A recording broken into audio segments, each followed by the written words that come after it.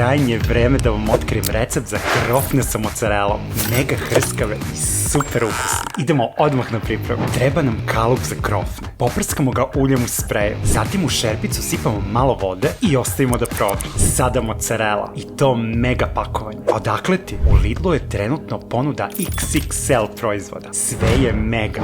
Voda je spremna. Postavimo vatrostalnu posudu preko i sipamo našu narendanu mozzarellu. Špatulom mešamo dok se sir u potpunosti ne istopi. Baš ovako. Sada prebacimo u naš kalup, utisnemo i izjednačimo. Ide direkt u zamrzivač na 3 sata. Sada nam treba veliki tortilla chips. Ovo je sa ukusom sira. Ubacimo ga u blender, zatvorimo i izblendiramo. Sir je spreman. Izvadimo ga iz kalupa i uvaljamo ga prvo u brašno, zatim transfer u jaja, lepo obložimo i prebacimo u naš izmrvljeni čips. Vratimo ga nazad u jaja i još jednom obložimo čipsom. Sada direkt u vrelo ulje. Pohojemo 2 minuta na srednjoj vatri. Gotovo. Mislim da je